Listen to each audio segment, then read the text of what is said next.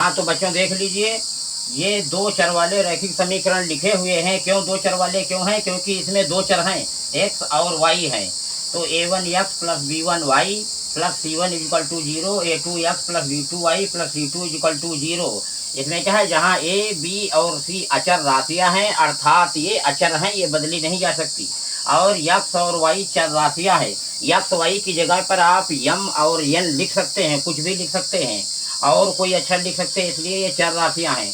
a1 b1 और c1 के मान कैसे निकाले जाते हैं ये भी हमने बता दिया था।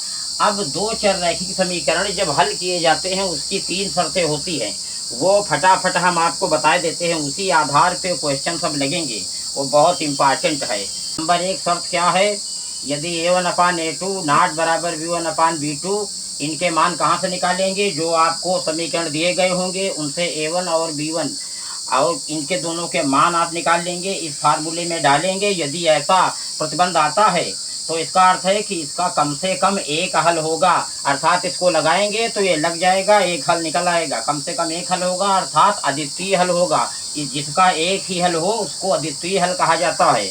और दो रेखाएं एक दूसरे को किसी बिंदु पर काटेंगी, अर्थात प्रतिच्छेदित करेंगी।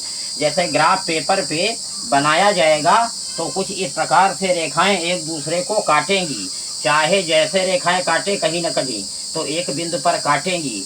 और साथ में ये भी जान लीजिए, जब ये शर्त होती है, जब रेखाएं एक दूसरे को काटती हैं, इसका एक हल हो अर्थात अद्वितीय हो, तो इसको क्या कहा जाता है? दोनों समीकरणों के संगत समीकरण कहा जाता है। इसे इस प्रकार की शर्त जो पालन होती है उसे क्या कहते हैं? संगत समीकरण।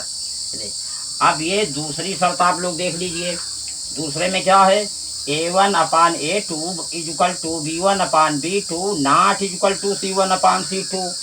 यदि ए बी सी के आप लोग मान निकालेंगे, इस फार्मूले में रखेंगे, अगर इस शर्त का पालन करता है तो इसका मतलब ये है कि इन समीकरणों का कोई हल नहीं होगा और दोनों रेखाएं आपस में समांतर होंगी। जैसे ग्राफ पेपर पे आप जब दर्शाएंगे ऐसे, तो कुछ इस तरीके से दोनों एक दूसरे के समांतर चलेंगी या ऐसे चलेंगी, अर्थात दोनों रेखाएं समांतर होगी और इसका कोई हल नहीं होगा।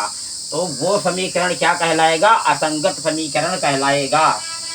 तो ये संगत समीकरण कहलाएगा जिसका एक हल हो, और जिसका कोई हल न हो उसे क्या कहते? असंगत समीकरण कहलाएंगे, अर्थात दोनों रेखाएं समांतर होंगी। तीसरा रूल देख लीजिए, यदि a1/a2 equal to b1/b2 is equal to c1/c2, तो इनके अनंत हल होंगे, अर्थात a1 और b1 c1 c2 a2 b2 सबके मान निकालेंगे आप लोग, इसमें रखेंगे। यदि इस शर्त का पालन होता है तो इसका अर्थ है इन समीकरणों के जो आपको युग्म समीकरण के दिए होंगे उनके अनेक हल होंगे, अनंत हल होंगे, और दोनों रेखाएं संपाती होंगी। अर्थात संपाती किसे कहते हैं? कि जब दोनों रेखाएं एक दूसरे के ऊपर होती हैं, जैसे एक रेखा ऐसे चली और दूसरी इसी के ऊपर चढ़ गई, अर्थात रेखाएं दो हैं लेकिन दिखाई एक ही देगी।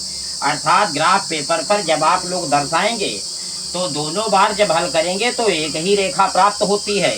यदि इस शर्त का पालन होगा तो इन समीकरणों के अनेक हल होंगे और दोनों रेखाएं संपाती होंगी, अर्थात ग्राफ पेपर पर एक ही रेखा प्राप्त होगी।